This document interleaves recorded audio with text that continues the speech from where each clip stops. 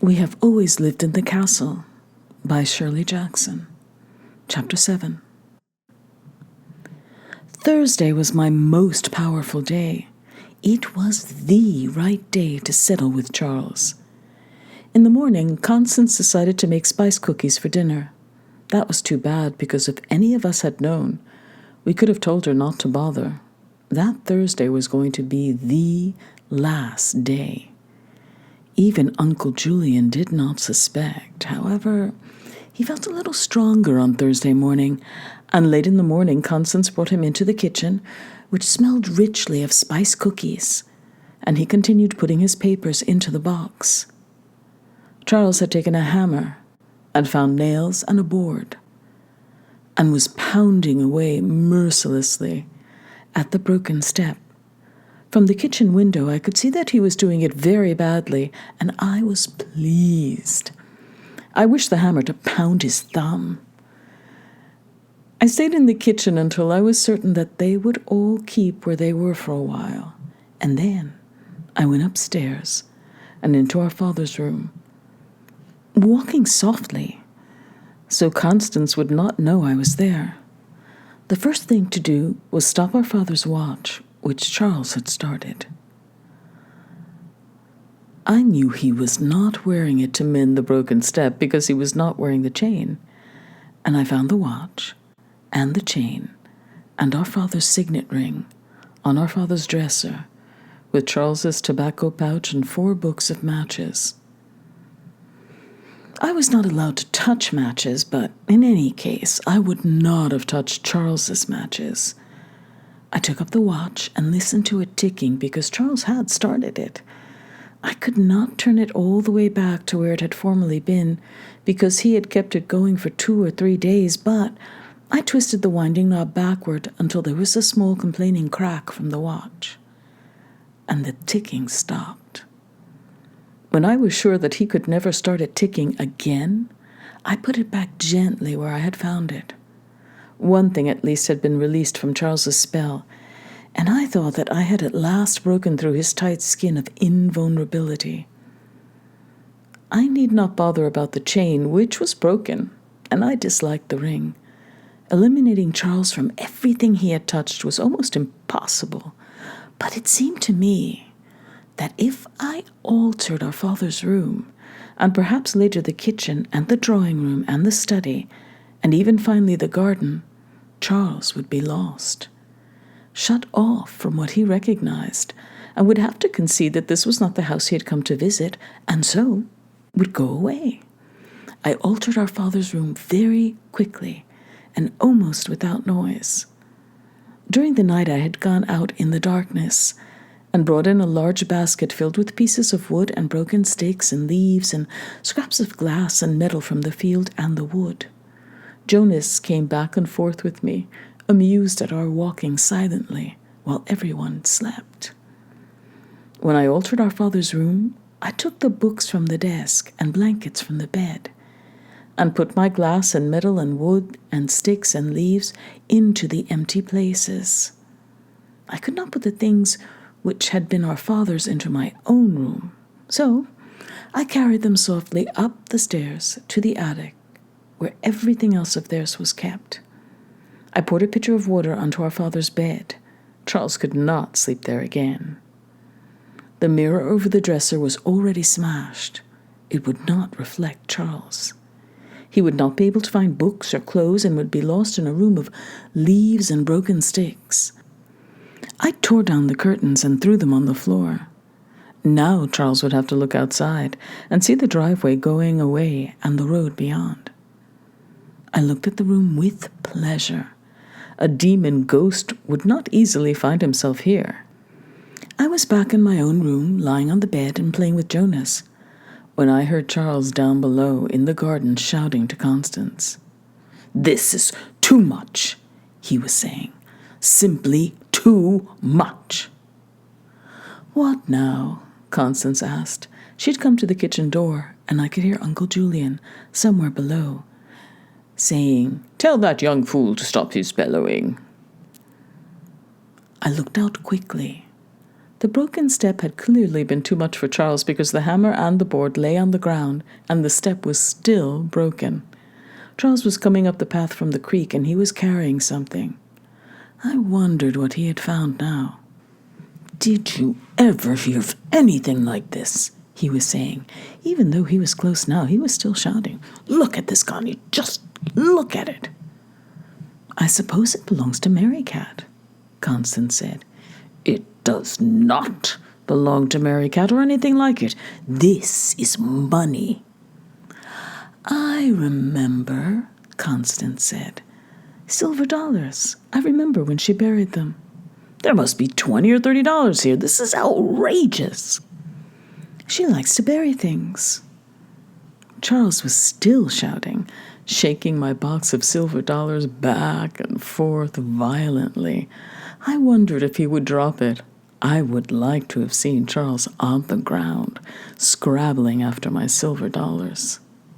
"It's not her money," he was shouting. "She has no right to hide it." I wondered how he happened to find the box where I had buried it. Perhaps Charles and money found each other no matter how far apart they were, or perhaps Charles was engaged in systematically digging up every inch of our land. "This is terrible," he was shouting. "Terrible. She has no right." "No harm is done," Constance said. I could see that she was puzzled, and somewhere inside the kitchen, Uncle Julian was pounding and calling her. "How do you know there isn't more?" Charles held the box out accusingly. "How do you know that crazy kid hasn't buried thousands of dollars all over, where we'll never find it?" "She likes to bury things," Constance said. "Coming, Uncle Julian." Charles followed her inside, still holding the box, tenderly. I suppose I could bury the box again after he had gone, but I was not pleased. I came to the top of the stairs and watched Charles proceeding down the hall to the study. He was clearly going to put my silver dollars into our father's safe. I ran down the stairs quickly and quietly and out through the kitchen. "Silly Merricat," Constance said to me as I passed. She was putting spice cookies in long rows to cool. "I was thinking of Charles.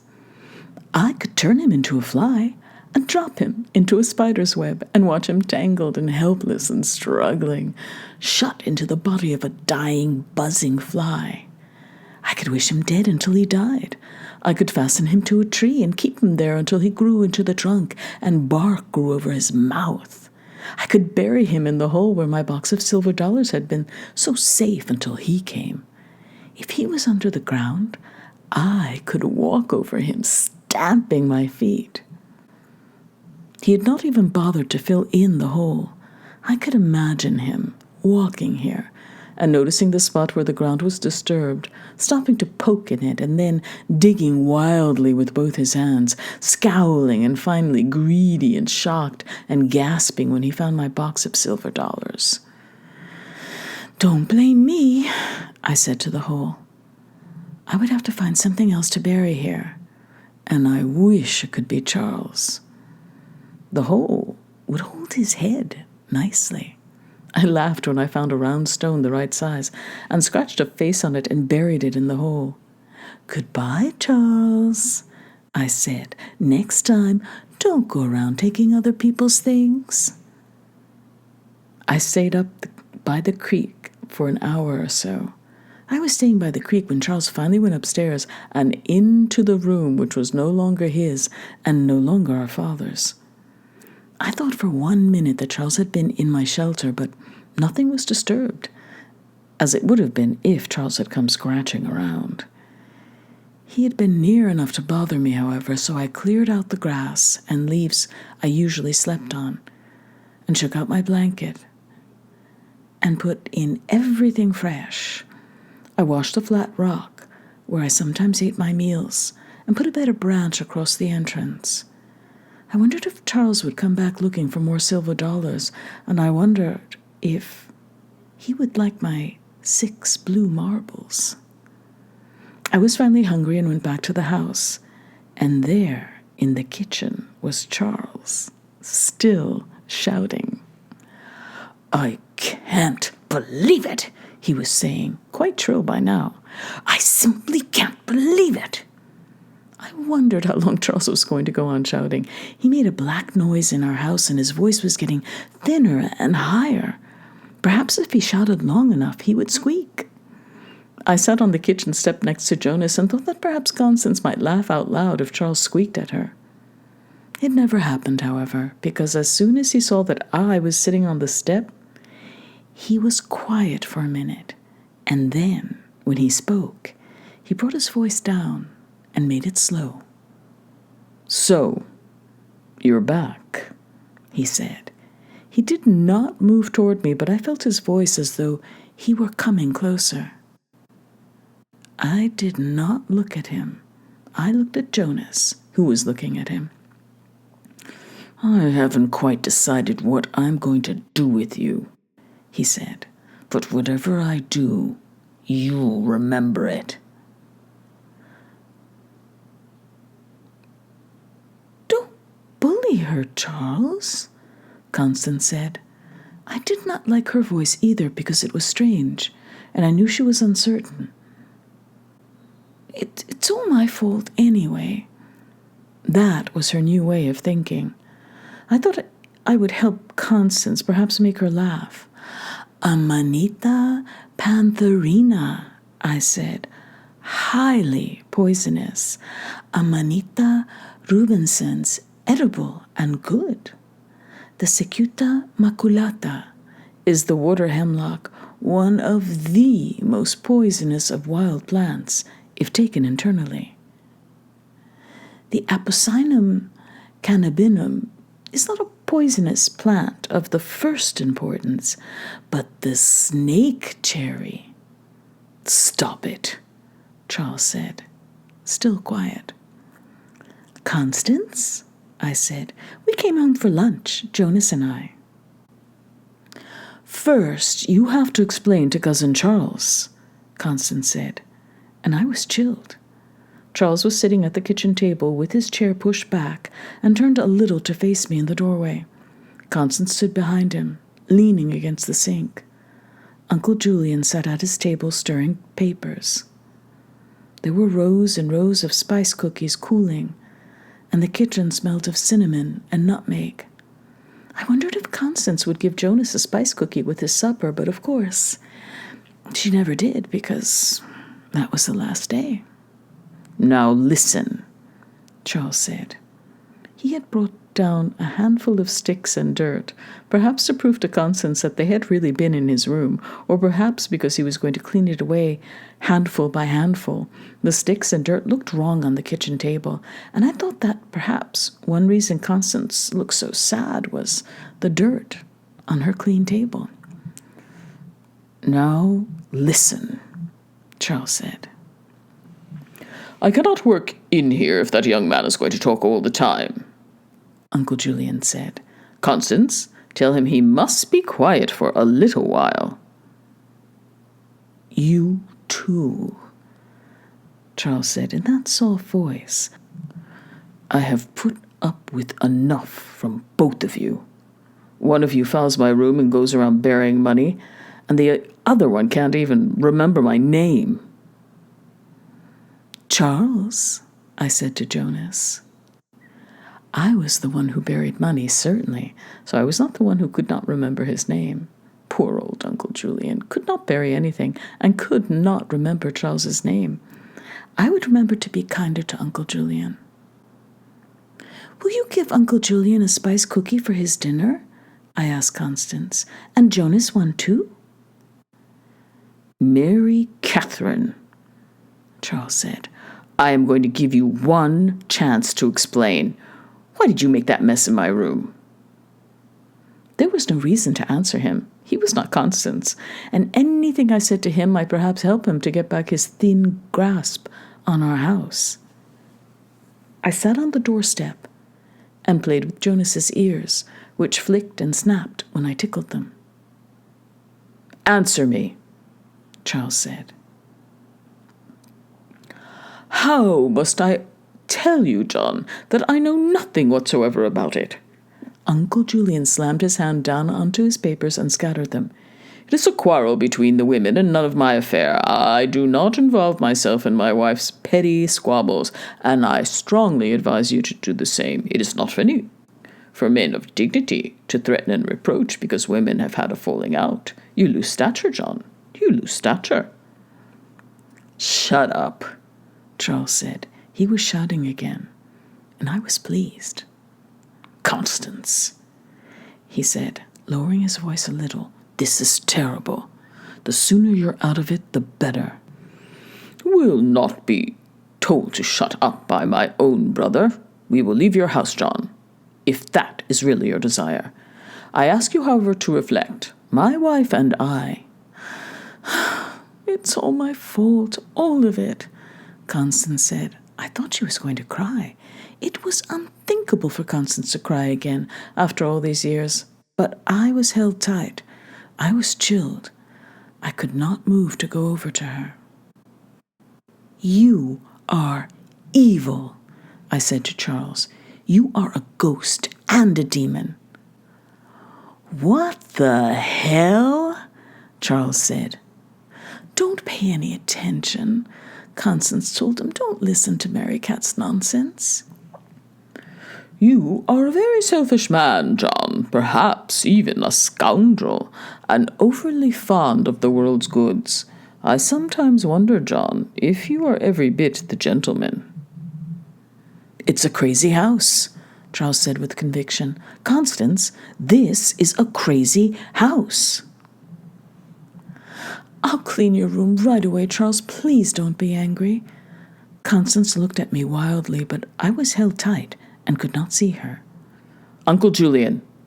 Charles got up and went over to where Uncle Julian sat at his table. Don't you touch my papers, Uncle Julian said, trying to cover them with his hand. You get away from my papers, you bastard. What? Said Charles. I apologize, Uncle Julian said to Constance. Not language fitting for your own ears, my dear. Just tell this young bastard to stay away from my papers. Look, Charles said to Uncle Julian, I tell you, I've had enough of this. I am not going to touch your silly papers, and I am not your brother John. Of course you're not my brother John. You're not tall enough by half an inch. You're a young bastard, and I desire that you return to your father, who, to my shame, is my brother Arthur, and tell him I said so. In the presence of your mother, if you choose. She is a strong-willed woman, but lacks family feeling. She desired that the family connection be severed. I have consequently no objection to your repeating my high language in her presence. That's all been forgotten, Uncle Julian. Constance and I think you have forgotten yourself, young man, to take such a tone to me. I am pleased that you are repentant, but you have taken far too much of my time. Please, be extremely quiet now. Not until I've finished with your niece, Mary Katherine. My niece, Mary Katherine, has been a long time dead, young man. She did not survive the loss of her family. I supposed you knew that. What? Charles turned furiously to Constance. My niece, Mary Katherine, died in an orphanage of neglect during her sister's trial for murder, but she is of very little consequence to my book, and so we will have done with her. She is sitting right there. Charles waved his hands, and his face was red. Young man, Uncle Julian put down his pencil and half turned to face Charles. I have pointed out to you, I believe, the importance of my work. You choose constantly to interrupt me. I have had enough. You must either be quiet or you must leave this room. I was laughing at Charles, and even Constance was smiling. Charles stood staring at Uncle Julian, and Uncle Julian, going through his papers, said to himself, Damned impertinent puppy. And then, Constance? Yes, Uncle Julian?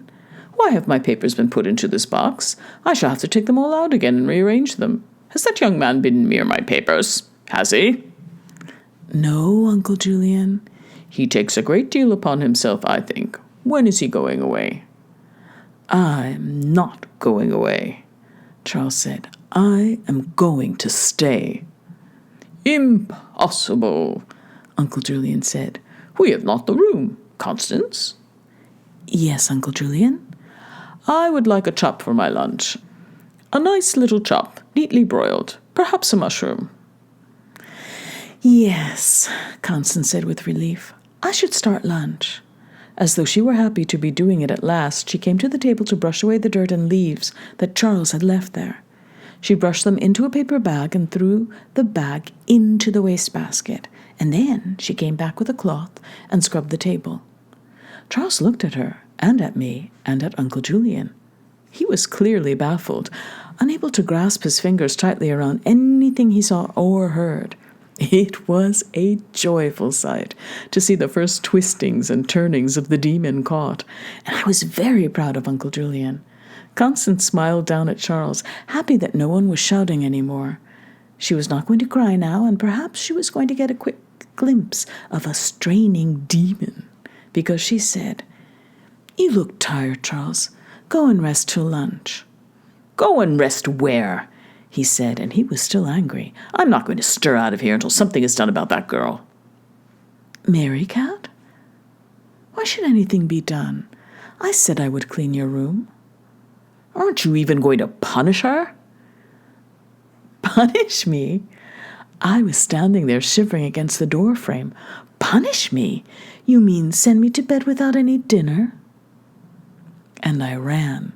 I ran until I was in the field of grass, in the very center where it was safe, and I sat there, the grass taller than my head and hiding me.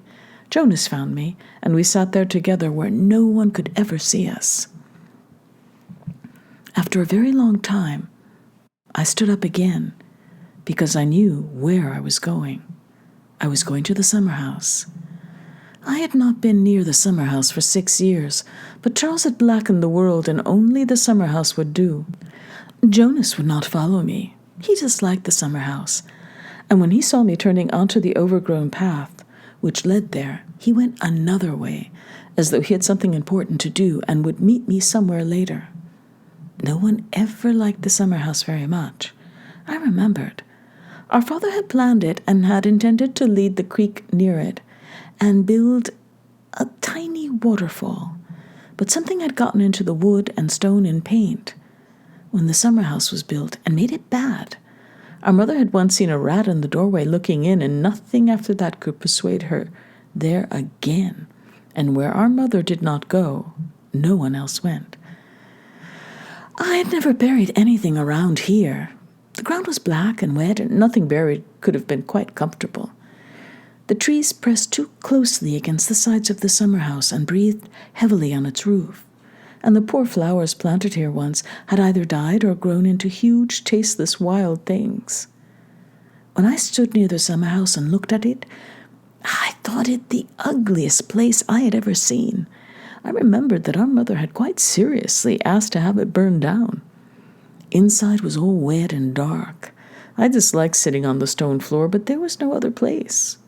Once, I recalled, there had been chairs here and perhaps even a low table, but these were gone now, carried off or rotted away. I sat on the floor and placed all of them correctly in my mind, in the circle around the dining room table. Our father sat at the head. Our mother sat at the foot. Uncle Julian sat on one hand of our mother, and our brother Thomas on the other. Beside my father sat our Aunt Dorothy and Constance. I sat between Constance and Uncle Julian, in my rightful, my own, and proper place at the table.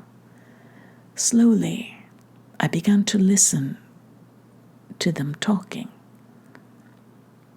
To buy a book for Mary Katherine, Lucy, should not Mary Katherine have a new book? Mary Katherine should have anything she wants, my dear. Our most loved daughter must have anything she likes. Constance, your sister lacks butter. Pass it to her at once, please. Mary Katherine, we love you. You must never be punished. Lucy, you are to see to it that our most loved daughter, Mary Katherine, is never punished. Mary Katherine would never allow herself to do anything wrong. There is never any need to punish her. I have heard, Lucy, of disobedient children being sent to their beds without dinner as a punishment. That must not be permitted with our Mary Katherine. I quite agree, my dear. Mary Katherine must never be punished, must never be sent to bed without her dinner. Mary Katherine will never allow herself to do anything inviting punishment. Our beloved, our dearest Mary Katherine must be guarded and cherished. Thomas, give your sister your dinner. She would like more to eat. Dorothy, Julian, rise when our beloved daughter rises. Bow all your heads to our adored Mary Katherine. Chapter 8. I had to go back for dinner. It was vital that I sit at the table with Constance and Uncle Julian and Charles. It was unthinkable that they should sit there, eating their dinner and talking and passing food to one another, and see my place empty. As Jonas and I came along the path and through the garden in the gathering darkness, I looked at the house with all the richness of love I contained. It was a good house, and soon it would be cleaned and fair again. I stopped for a minute, looking, and Jonas brushed my leg and spoke softly in curiosity. I'm looking at our house, I told him, and he stood quietly beside me, looking up with me. The roof pointed firmly against the sky, and the walls met one another compactly, and the window shone darkly. It was a good house, and nearly clean. There was light from the kitchen window and from the windows of the dining room. It was time for their dinner, and I must be there. I wanted to be inside the house, with the door shut behind me. When I opened the kitchen door to go inside, I could feel at once that the house still held anger. I wondered that anyone could keep one emotion so long. I could hear his voice clearly from the kitchen, going on and on. Must be done about her, he was saying. Things simply cannot continue like this. Poor Constance, I thought, having to listen and watch the food getting cold. Jonas ran ahead of me into the dining room, and Constance said, "Here she is." I stood in the dining room doorway and looked carefully for a minute. Constance was wearing pink, and her hair was combed back nicely. She smiled at me when I looked at her, and I knew she was tired of listening. Uncle Julian's wheelchair was pushed up tight against the table, and I was sorry to see that Constance had tucked his napkin under his chin. It was too bad that Uncle Julian should not be allowed to eat freely. He was eating meatloaf and peas, which Constance had preserved one fragrant summer day. Constance had cut the meatloaf into small pieces, and Uncle Julian mashed meatloaf and peas with the back of his spoon and stirred them before trying to get them into his mouth. He was not listening, but the voice went on and on. "So, you decided to come back again, did you? And high time too, young lady. Your sister and I have been trying to decide how to teach you a lesson." "Wash your face, Merricat," Constance said gently, "and comb your hair. We do not want you untidy at the table, and your cousin Charles is already angry with you." Charles pointed his fork at me. "I may as well tell you, Mary, that your tricks are over for good. Your sister and I have decided that we have had just exactly enough of hiding and destroying and temper." I disliked having a fork pointed at me, and I disliked the sound of the voice never stopping. I wished he would put food on the fork and put it in his mouth and strangle himself. "Run along, Merricat," Constance said. "Your dinner will be cold." She knew I would not eat dinner sitting at that table, and she would bring me my dinner in the kitchen afterward. But I thought that she did not want to remind Charles of that, and so give him one more thing to talk about. I smiled at her and went into the hall, with the voice still talking behind me. There had not been this many words sounded in our house for a long time, and it was going to take a while to clean them out. I walked heavily, going up the stairs so they could hear that I was surely going up. But when I reached the top, I went as softly as Jonas behind me. Constance had cleaned the room where he was living. It looked very empty, because all she had done was take things out. She had nothing to put back because I had carried all of it to the attic. I knew the dresser drawers were empty, and the closet, and the bookshelves. There was no mirror, and a broken watch and a smashed chain lay alone on the dresser top. Constance had taken away the wet bedding, and I suppose she had dried and turned the mattress, because the bed was made up again. The long curtains were gone, perhaps to be washed. He had been lying on the bed because it was disarranged, and his pipe, still burning, lay on the table beside the bed. I suppose that he had been lying here when Constance called him to dinner, and I wondered if he had looked around and around the altered room, trying to find something familiar, hoping that perhaps the angle of the closet door or the light on the ceiling would bring everything back to him again. I was sorry that Constance had to turn the mattress alone. Usually I helped her, but perhaps he had come and offered to do it for her. She'd even brought him a clean saucer for his pipe. Our house did not have ashtrays, and when he kept trying to find places to put down his pipe, Constance had brought a set of chipped saucers from the pantry shelf and given them to him to hold his pipe. The saucers were pink, with gold leaves around the rim. They were from a set older than any I remembered. "Who used them?" I asked Constance when she brought them into the kitchen. "Where are their cups?" "I've never seen them used. They come from a time before I was in the kitchen. Some great-grandmother brought them with her dowry, and they were used and broken and replaced and finally put away on the top shelf of the pantry. There are only these saucers and 3 dinner plates." "They belong in the pantry," I said, "not put around the house." Constance had given them to Charles, and now they were scattered instead of spending their little time decently put away on a shelf. There was one in the drawing room, and one in the dining room, and one, I supposed, in the study. They were not fragile because the one now in the bedroom had not cracked, although the pipe on it was burning. I had known all day that I would find something here.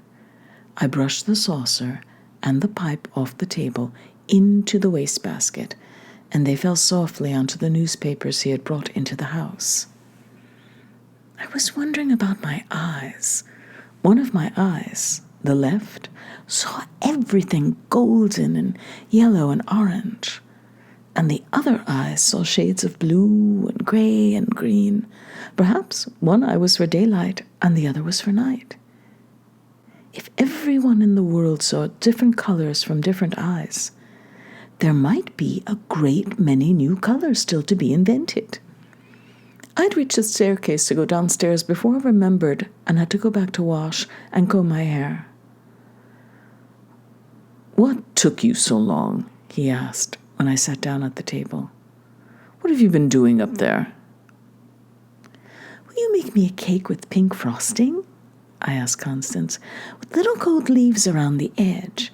Jonas and I are going to have a party." "Perhaps tomorrow," Constance said. "We are going to have a long talk after dinner," Charles said. "Solarium dulcamara," I told him. "What?" he said. "Deadly nightshade," Constance said. "Charles, please let it wait." "I've had enough," he said. "Constance?" "Yes, Uncle Julian?" "I have cleaned my plate." Uncle Julian found a morsel of meatloaf on his napkin and put it in his mouth. "What do I have now?" "Perhaps a little more, Uncle Julian. It is a pleasure to see you so hungry." "I feel considerably better tonight. I've not felt so hearty for days." I was pleased that Uncle Julian was well, and I knew he was happy because he had been so discourteous to Charles.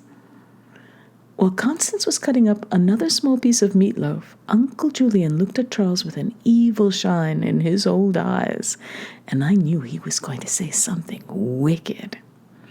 "Young man," he began at last, but Charles turned his head suddenly to look into the hall.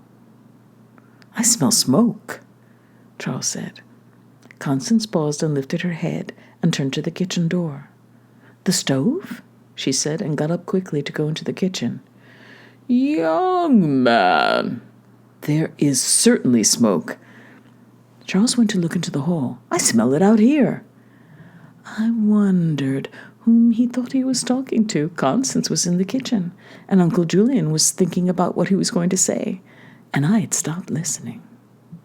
"There is smoke," Charles said. "It's not the stove."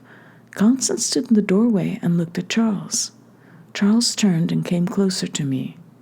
"If this is anything you've done," he said. I laughed because it was clear that Charles was afraid to go upstairs and follow the smoke. Then Constance said, "Charles, your pipe." And he turned and ran up the stairs. "I've asked him and asked him," Constance said. "Would it start a fire?" I asked her. And then Charles screamed from upstairs, screamed, I thought, with the exact sound of a blue jay in the woods. "That's Charles," I said politely to Constance, and she hurried to go into the hall and look up. "What is it?" she asked. "Charles, what is it?" "Fire!" Charles said, crashing down the stairs. "Run! Run! The whole damn house is on fire!" He screamed into Constance's face. "And you haven't got a phone!" "My papers," Uncle Julian said. "I shall collect my papers and remove them to a place of safety." He pushed against the edge of the table to move his chair away. "Constance!" "Run!" Charles said at the front door now, wrenching at the lock. "Run, you fool!" "I have not done much running in the past few years, young man. I see no cause for hysteria. There's time to gather my papers." Charles had the front door open now and turned on the door sill to call to Constance. "Don't try to carry the safe," he said. "Put the money in a bag. I'll be back as fast as I can get help. Don't panic." He ran, and we could hear him screaming, "Fire! Fire! Fire!" as he ran toward the village. "Good heavens!" Constance said, almost amused. Then she took Uncle Julian's chair to help him into his room, and I went into the hall and looked upstairs. Charles had left the door to our father's room standing open, and I could see the movement of fire inside. Fire burns upward, I thought. It will burn their things in the attic. Charles had left the front door open too, and a line of smoke reached down the stairs and drifted outside. I did not see any need to move quickly or to run shrieking from the house because the fire did not seem to be hurrying itself. I wondered if I could go upstairs and shut the door to our father's room and keep the fire inside, belonging entirely to Charles. But when I started up the stairs, I saw a finger flame reach out to touch the hall carpet, and some heavy object fell, crashing in our father's room. There would be nothing of Charles in there now. Even his pipe must have been consumed. "Uncle Julian is gathering his papers," Constance said, coming into the hall to stand beside me. She had Uncle Julian's shawl over her arm. "We will have to go outside," I said. I knew that she was frightened, so I said, "We can stay on the porch behind the vines in the darkness." "We needn't it just the other day," she said. "It has no right to burn." She began to shiver as though she were angry, and I took her by the hand and brought her through the open front door, and just as we turned back for another look, the lights came into the driveway with the disgusting noise of sirens, and we were held in the doorway in the light. Constance put her face against me to hide. And then there was Jim Donnell, the first one to leap from the fire engine and run up the steps. "Out of the way," he said, and pushed past us into our house. I took Constance along the porch to the corner where the vines grew thick, and she moved into the corner and pressed against the vines. I held her hand tight, and together we watched the great feet of the men, stepping across our doorsill, dragging their hoses, bringing filth and confusion and danger into our house. More lights moved into the driveway and up to the steps, and the front of the house was white and pale and uncomfortable at being so clearly visible. It had never been lighted before. The noise was too much for me to hear altogether, but somewhere in the noise was Charles's voice still going on and on. "Get the safe in the study," he said 1,000 times. Smoke squeezed out the front door, coming between the big men pushing in. "Constance," I whispered. "Constance, don't watch them." "Can they see me?" she whispered back. "Is anyone looking?" "They're all watching the fire. Be very quiet." I looked carefully out between the vines. There was a long row of cars and the village fire engine, all parked as close to the house as they could get, and everyone in the village was there looking up and watching. I saw faces laughing and faces that looked frightened, and then someone called out very near to us. "What about the women and the old man? Anyone seen them?" "They had plenty of warning," Charles shouted from somewhere. "They're all right." Uncle Julian could manage his chair well enough to get out the back door, I thought, but it did not seem that the fire was going near the kitchen or Uncle Julian's room. I could see the hoses and hear the men shouting, and they were all on the stairs and in the front bedrooms upstairs. I could not get through the front door. Even if I could leave Constance, there was no way to get around to the back door without going down the steps in the light with all of them watching. "Was Uncle Julian frightened?" I whispered to Constance. "I think he was annoyed," she said. A few minutes later, she said, "It will take a great deal of scrubbing to get that hole clean again," and sighed. I was pleased that she thought of the house and forgot the people outside. "Jonas," I said to her, "where is he?" I could see her smile a little in the darkness of the vines. "He was annoyed too," she said. "He went out the back door when I took Uncle Julian in to get his papers." We were all right. Uncle Julian might very well forget that there was a fire at all if he became interested in his papers, and Jonas was almost certainly watching from the shadow of the trees. When they had finished putting out Charles's fire, I would take Constance back inside, and we would start to clean our house again. Constance was quieter, although more and more cars came down the driveway, and the unending pattern of feet went back and forth across our doorsill. Except for Jim Donnell, who wore a hat proclaiming him chief, it was impossible to identify any one person, any more than it was possible to put a name to any of the faces out in front of our house, looking up and laughing at the fire. I tried to think clearly. The house was burning. There was fire inside our house. But Jim Donnell and the other anonymous men in hats and raincoats were curiously able to destroy the fire which was running through the bones of our house. It was Charles's fire. When I listened particularly for the fire, I could hear it, a singing, hot noise upstairs, but over and around it, smothering it, were the voices of the men inside and the voices of the people watching outside and the distant sound of cars on the driveway. Next to me, Constance was standing quietly, sometimes looking at the men going into the house, but more often covering her eyes with her hands. She was excited, I thought, but not in any danger. Every now and then it was possible to hear one voice raised above the others. Jim Donnell shouted some word of instruction, or someone in the crowd called out, "Why not let it burn?" A woman's voice came loudly, laughing, and "Get the safe out of the study downstairs." That was Charles, safely in the crowd out front. "Why not let it burn?" the woman called insistently, and one of the dark men going in and out of our front door, turned and waved and grinned. "We're the firemen," he called back. "We gotta put it out." "Let it burn," the woman called. Smoke was everywhere, thick and ugly. Sometimes when I looked out, the faces of the people were clouded with smoke, and it came out the front door in frightening waves. Once there was a crash from inside the house, and voices speaking quickly and urgently, and the faces outside turned up happily in the smoke, mouths open. "Get the safe!" Charles called out wildly. "2 or 3 of you men, get the safe out of the study. The whole house is going." "Let it burn," the woman called.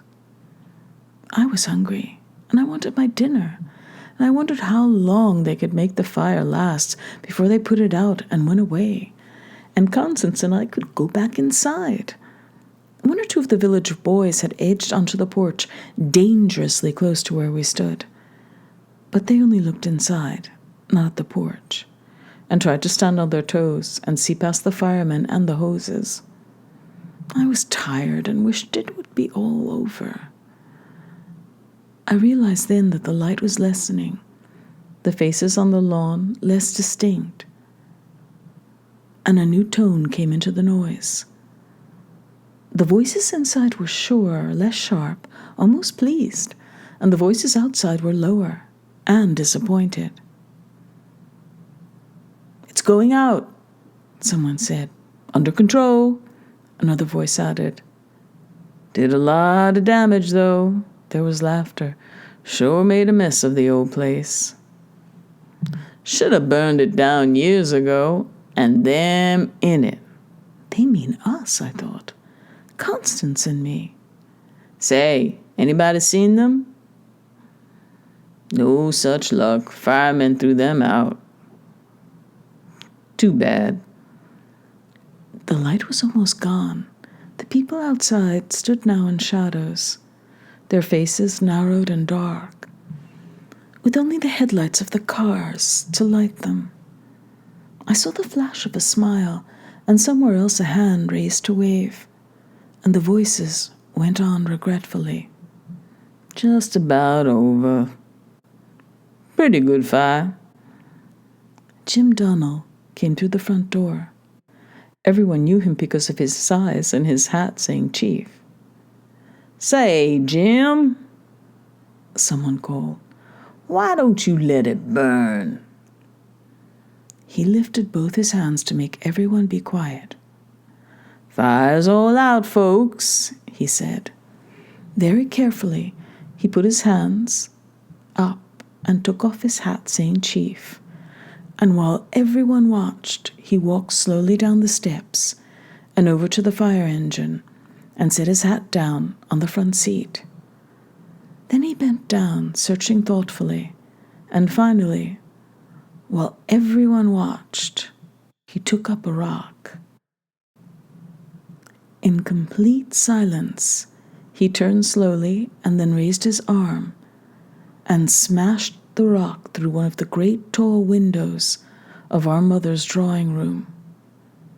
A wall of laughter rose and grew behind him, and then, first the boys on the steps, and then the other men, and at last the women, and the smaller children, moved like a wave at our house.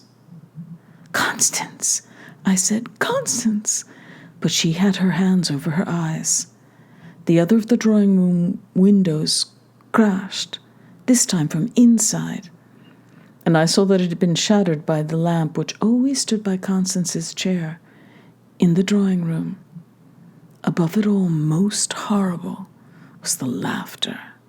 I saw one of the Dresden figurines thrown and break against the porch rail, and the other fell unbroken and rolled along the grass. I heard Constance's harp go over with a musical cry, and a sound which I knew was a chair being smashed against the wall. "Listen," said Charles from somewhere. "Will a couple of you guys help me with this safe?" Then, through the laughter, someone began. "Merricat," said Constance, "would you like a cup of tea?" It was rhythmic and insistent. I am on the moon, I thought. Please, let me be on the moon. Then I heard the sound of dishes smashing, and at that minute realized that we stood outside the tall windows of the dining room, and they were coming very close. "Constance," I said, "we have to run." She shook her head, her hands over her face. "They'll find us in a minute. Please, Constance, dearest, run with me." "I can't," she said, and from just inside the dining room window, a shout went up. "Merricat," said Constance, "would you like to go to sleep?" And I pulled Constance away a second before the window went. I thought a chair had been thrown through it, perhaps the dining room chair where our father used to sit and Charles used to sit. "Hurry," I said, no longer able to be quiet in all that noise, and pulling Constance by the hand, I ran toward the steps. As we came into the light, she threw Uncle Julian's shawl across her face to hide it. A little girl ran out of the front door carrying something, and her mother behind her caught her by the back of the dress and slapped her hands. "Don't you put that stuff in your mouth," the mother screamed, and the little girl dropped a handful of Constance's spice cookies. "Merricat," said Constance, "would you like a cup of tea?" "Merricat," said Constance, "would you like to go to sleep?" "Oh, no," said Merricat, "you poison me." We had to get down the steps and into the woods to be safe.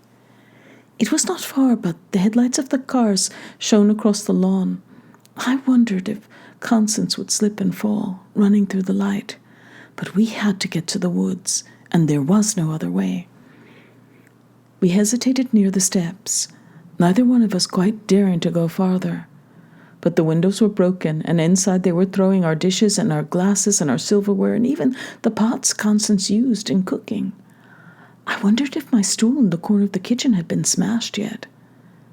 While we stood still for a last minute, a car came up the driveway, and another behind it. They swung to a stop in front of the house, sending more light onto the lawn.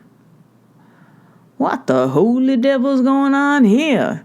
Jim Clark said, rolling out of the first car, and Helen Clark, on the other side, opened her mouth and stared. Shouting and pushing and not seeing us at all, Jim Clark made his way through our door and into our house. "What the holy goddamn devil is going on here?" he kept saying, and outside Helen Clark never saw us, but only stared at our house. "Crazy fools," Jim Clark yelled inside. "Crazy drunken fools." Dr. Levy came out of the second car and hurried toward the house. "Has everyone gone crazy in here?" Jim Clark was saying from inside. And there was a shout of laughter. "Would you like a cup of tea?" someone inside screamed, and they laughed. "Ought to bring it down brick by brick," someone said inside. The doctor came up the steps running and pushed us aside without looking. "Where is Julian Blackwell?" he asked a woman in the doorway. And the woman said, "Down in the boneyard, 10 feet deep."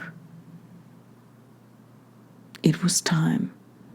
I took Constance tightly by the hand, and we started carefully down the steps.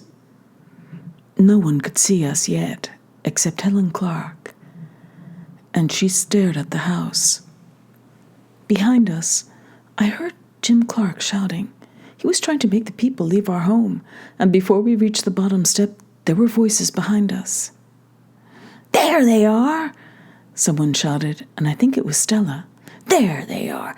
There they are! There they are!" And I started to run, but Constance stumbled, and then they were all around us, pushing and laughing and trying to get close to see. Constance held Uncle Julian's shawl across her face so they could not look at her, and for a minute we stood very still, pressed together by the feeling of people all around us. "Put them back in the house and start the fire all over again." "We fixed things up nice for you girls, just like you always wanted it." "Merricat," said Constance, "would you like a cup of tea?" For one terrible minute, I thought they were going to join hands and dance around us singing. I saw Helen Clark far away, pressed against the side of her car. She was crying and saying something, and even though I could not hear her through the noise, I knew she was saying, "I want to go home, please, I want to go home." "Merricat," said Constance, "would you like to go to sleep?" They were not trying to touch us. Whenever I turned, they fell back a little. Once, between two shoulders, I saw a hurler of the junkyard wandering across the porch of our house, picking up things and setting them to one side in a pile. I moved a little, holding Constance's hand tight.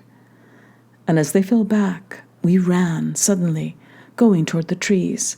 But Jim Donnell's wife and Mrs. Mueller came in front of us, laughing and holding out their arms.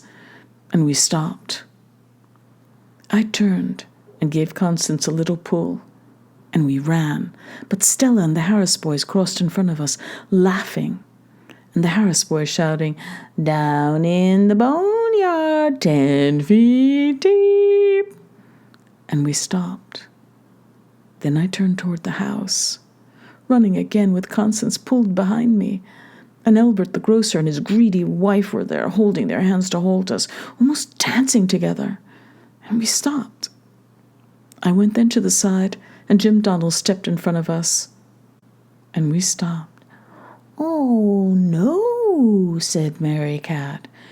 "You'll poison me," Jim Donnell said politely. And they came around us again, circling and keeping carefully out of reach.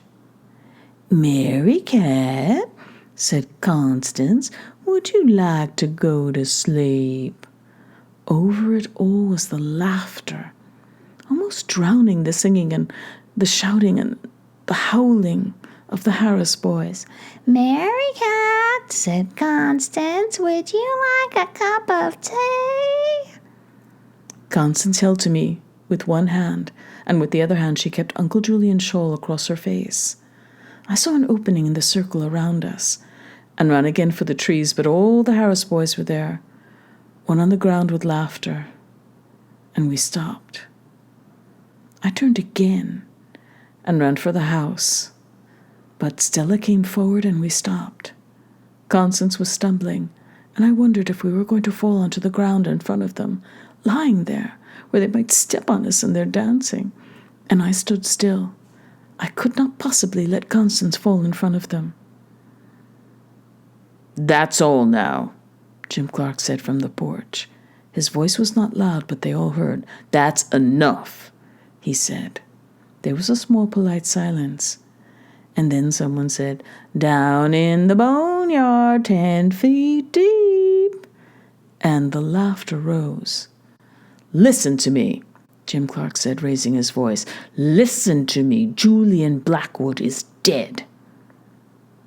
Then they were quiet at last. After a minute, Charles Blackwood said from the crowd around us, "Did she kill him?" They went back from us, moving slowly in small steps, withdrawing, until there was a wide, clear space around us, and Constance standing clearly with Uncle Julian's shawl across her face. "Did she kill him?" Charles Blackwood asked again. "She did not," said the doctor, standing in the doorway of our house. "Julian died as I have always known he would. He has been waiting a long time." "Now, go quietly," Jim Clark said. He began to take people by the shoulders, pushing a little at their backs, turning them toward their cars in the driveway. "Go quickly," he said. "There's been a death in this house." It was so quiet, in spite of many people moving across the grass and going away, that I heard Helen Clark say, "Poor Julian." I took a cautious step toward the darkness, pulling Constance a little so that she followed me. "Heart," said the doctor on the porch, and I went another step. No one turned to look at us. Car doors slammed softly and motors started. I looked back once. A little group was standing around the doctor on the steps. Most of the lights were turned away, heading down the driveway. When I felt the shadows of the trees fall on us, I moved quickly. One last step and we were inside. Pulling Constance, I hurried under the trees in the darkness. When I felt my feet leave the grass of the lawn and touched the soft, mossy ground of the path through the woods, I knew that the trees had closed in around us. I stopped and put my arms around Constance. "It's all over," I told her and held her tight. "It's all right," I said. "All right now." I knew my way in the darkness or in the light. I thought once how good it was that I had straightened my hiding place and freshened it, so it would now be pleasant for Constance. I covered her with leaves like children in a story, and kept her safe and warm. Perhaps I would sing to her or tell her stories. I would bring her bright fruits and berries and water in a leaf cup. Someday we would go to the moon.